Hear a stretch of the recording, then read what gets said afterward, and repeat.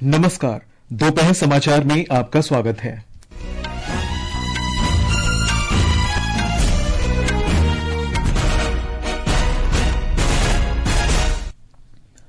जम्मू कश्मीर के रामबन जिले के सेरीबागना इलाके में बादल फटने से 3 लोगों की मृत्यु। जिले के धर्मकुंड गांव में अचानक आई बाढ़ के बाद 100 से अधिक लोगों को बचाया गया, जबकि 40 मकान क्षतिग्रस्त। भारतीय रिजर्व बैंक के गवर्नर संजय मल्होत्रा ने कहा, भारत का विदेशी मुद्रा भंडार पिछले 4 वर्षों में दोगुना होकर 32 अरब से बढ़कर 60 अरब डॉलर हुआ। अमेरिकी उपराष्ट्रपति जेम्स डेविड वेंस भारत की 4 दिन की यात्रा पर कल नई दिल्ली पहुंचेंगे। ईसा मसीह के पुनरुत्थान के प्रतीक ईस्टर आज दुनिया भर में मनाया जा रहा है। स्क्वैश में वीर चोटरानी और अनाहत सिंह ने अगले महीने अमेरिका में होने वाली विश्व चैंपियनशिप के लिए क्वालिफाई किया। और आईपीएल क्रिकेट में पंजाब किंग्स का सामना आज दोपहर रॉयल चैलेंजर्स बेंगलुरु से, वहीं शाम को मुंबई इंडियंस और चेन्नई सुपर किंग्स सामने सामने होंगे। दोपहर समाचार के साथ मैं निखिल कुमार।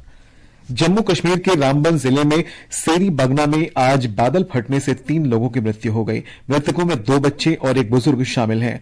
खराब मौसम के कारण धर्मकुंड गांव में करीब 40 घर क्षतिग्रस्त हो गए हैं। अब तक 100 से अधिक लोगों को सुरक्षित बचा लिया गया है। अधिकारियों ने बताया कि बादल फटने की घटना आज सुबह हुई थी। आकाशवाणी समाचार से बातचीत में सहायक आयुक्त बशीर उल हक चौधरी ने बताया कि इलाके के नाले में उफान के कारण आई बाढ़ से कई वाहन बह गए।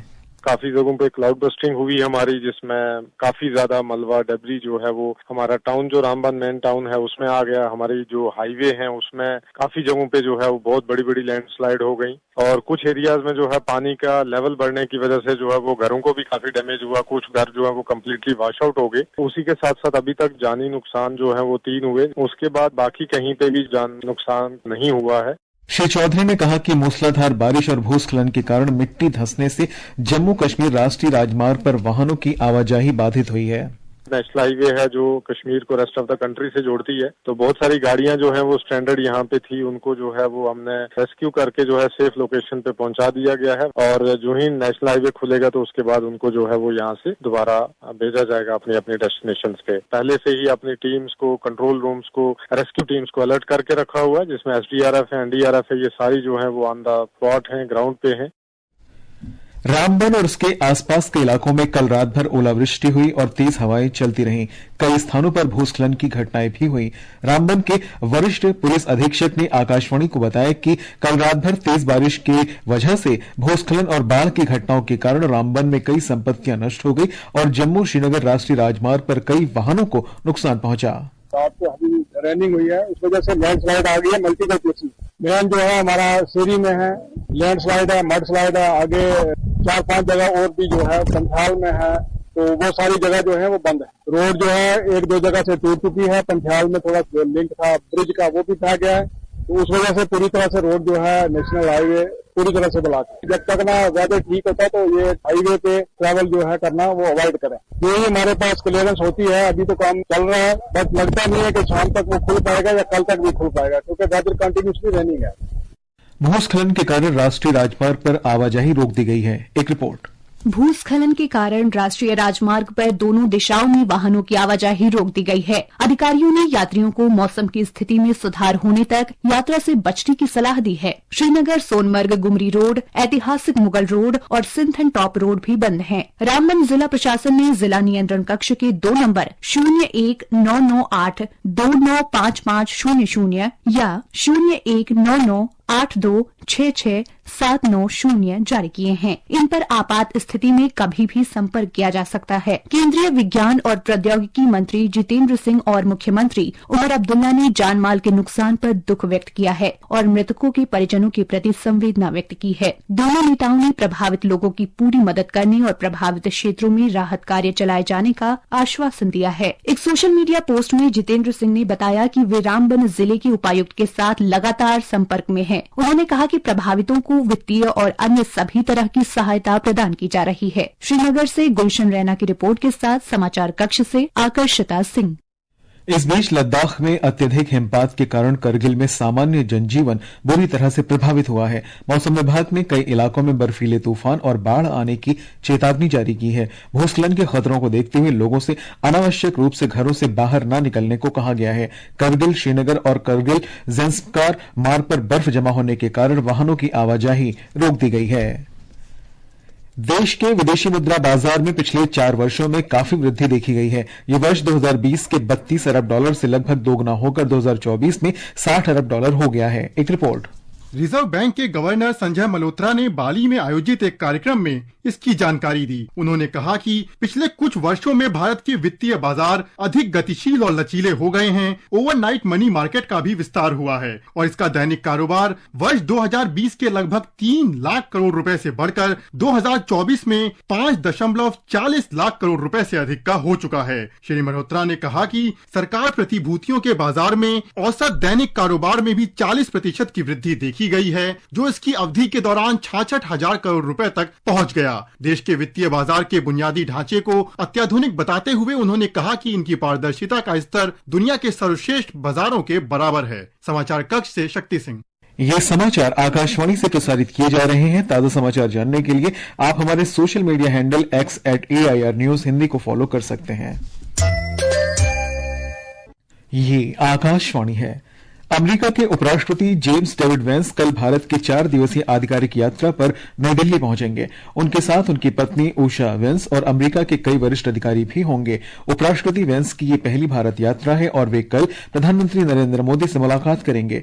हमारे संवाददाता ने बताया कि उपराष्ट्रपति और उनके प्रतिनिधिमंडल के दिल्ली में कई अन्य कार्यक्रम भी होंगे और अमेरिका वापस लौटने से पहले उनका जयपुर तथा आगरा जाने का भी कार्यक्रम है।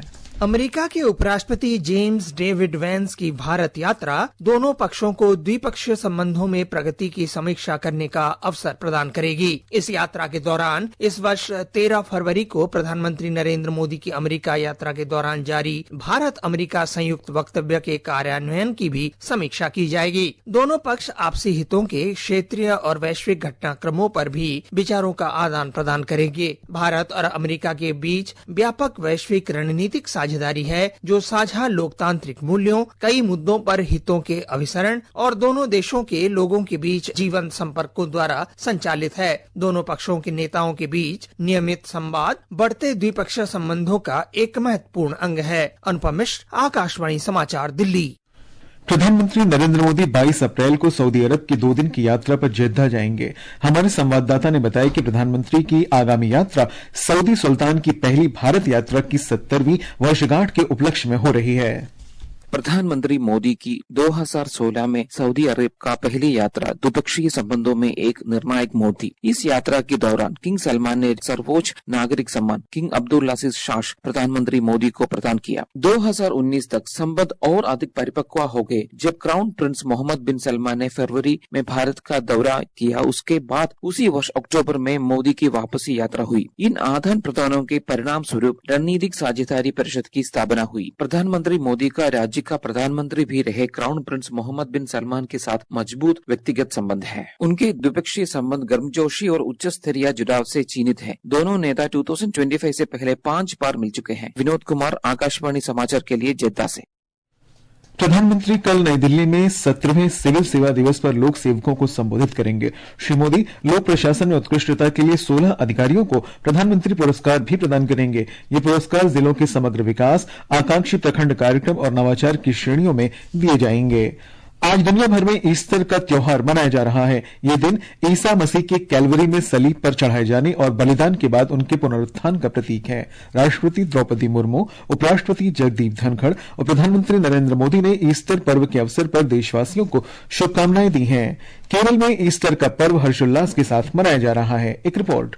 बिशप और वरिष्ठ पादरियों ने विभिन्न चर्चों में लोगों से शांतिपूर्ण तरह से रहने और समाज में वंचितों और जरूरतमंदों के प्रति विचारशील रहने का आह्वान किया। ये उत्सव मानवता की भलाई के लिए ईसा मसीह द्वारा झेले गए कष्टों के त्याग, प्रार्थना और चिंतन के अंत का संकेत देता है। ईसाई घरों में उत्सव के हिस्से के रूप में पारंपरिक दावतें तैयार की गई हैं। भारतीय जनता पार्टी प्रदेश अध्यक्ष और पूर्व केंद्रीय मंत्री राजीव चंद्रशेखर ने तिरुवनंतपुरम में लूट सिरो मालाबार फोरेन चर्च का दौरा किया और ईस्टर प्रार्थना में भाग लिया। कोची से राजमोहन की रिपोर्ट के साथ समाचार कक्ष से वैष्णवी।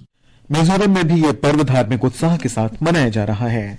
रूस के राष्ट्रपति व्लादिमीर पुतिन ने ईस्टर के मौके पर यूक्रेन से चल रहे युद्ध में 30 घंटे के संघर्ष विराम की घोषणा की है। राष्ट्रपति पुतिन ने कहा कि उन्हें उम्मीद है यूक्रेन भी ऐसा ही करेगा। वहीं यूक्रेन के राष्ट्रपति जेलेंस्की ने ईस्टर युद्ध विराम को 30 दिन तक बढ़ाने का आह्वान किया है। ये समाचार हमारी वेबसाइट www.newsonair.gov.in और हमारे न्यूज ऑन एआईआर ऐप पर भी उपलब्ध हैं। दोपहर समाचार में आपका फिर स्वागत है। भारतीय जनता पार्टी ने वक्फ संशोधन अधिनियम के लाभों के बारे में लोगों को जागरूक करने के उद्देश्य से एक राष्ट्रव्यापी अभियान वक्फ सुधार जन जागरण अभियान की शुरुआत की है। यह अभियान 5 मई तक चलेगा। इसके तहत भाजपा नेता और कार्यकर्ता मुस्लिम समुदाय के बीच जाएंगे और उन्हें संशोधित अधिनियम के बारे में जागरूक करेंगे। पश्चिम बंगाल की मुख्यमंत्री ममता बनर्जी ने वक्फ संशोधन अधिनियम के विरोध में हाल ही में हुई राजनीतिक हिंसा और अफवाहों के बीच लोगों से शांति बनाए रखने की अपील की है। राज्य सरकार द्वारा उठाए गए प्रशासनिक कदमों का जिक्र करते हुए मुख्यमंत्री ने चेतावनी दी है कि दोषी पाए जाने पर किसी भी व्यक्ति को बख्शा नहीं जाएगा। ममता बनर्जी ने भाजपा और उसके सहयोगियों पर पश्चिम बंगाल में उपद्रव करने का आरोप लगाया। पश्चिम बंगाल के राज्यपाल डॉक्टर सीवी आनंद बोस ने कहा है कि वे मुर्शिदाबाद सांप्रदायिक हिंसा पर मुख्यमंत्री ममता बनर्जी से बातचीत करेंगे और केंद्र को रिपोर्ट सौंपेंगे। राज्यपाल ने मुर्शिदाबाद जिले के अशांत क्षेत्रों का दौरा करने के बाद ये बात कही। दिल्ली की मुख्यमंत्री रेखा गुप्ता ने आज राष्ट्रीय राजधानी में 1100 से अधिक जीपीएस युक्त वाटर टैंकरों को झंडी दिखाकर रवाना किया। ये टैंकर उन इलाकों में तैनात होंगे जहां पानी की कमी है या पाइप से पानी की आपूर्ति संभव नहीं हो पा रही है। इस अवसर पर मुख्यमंत्री ने कहा कि दिल्ली सरकार का लक्ष्य हर घर में स्वच्छ पेयजल पहुंचाना है। दिल्ली की नई सरकार पूरी तरीके से पारदर्शी और सुगम जल आपूर्ति के लिए संकल्पित है। जो दिल्ली में 1111 टैंकर्स भेजे जा रहे हैं, अब से हर एक टैंकर पे जीपीएस सिस्टम का लगना, ताकि उसकी पूरी की पूरी ट्रैक रिकॉर्ड ध्यान में आए। ये पूरे सिस्टम को ट्रांसपेरेंट बनाने के लिए, भ्रष्टाचार मुक्त बनाने के लिए मुझे लगता है कि दिल्ली की जनता के लिए एक बहुत बड़ा कदम है।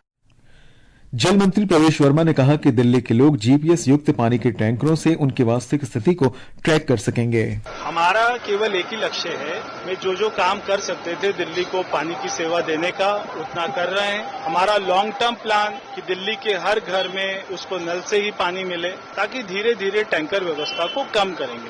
तो ये हमारी सरकार का ट्रांसपेरेंसी मॉडल है, गुड गवर्नेंस मॉडल है, जिसको हमने शुरू किया। जम्मू कश्मीर में श्रम विभाग ने अमरनाथ यात्रा के लिए सेवा प्रदाताओं की पंजीकरण प्रक्रिया शुरू कर दी है। जम्मू के डोगरा में सहायक श्रम आयुक्त के कार्यालय में एक हेल्प डेस्क खोला गया है, जहां पंजीकरण निःशुल्क कराया जा सकता है।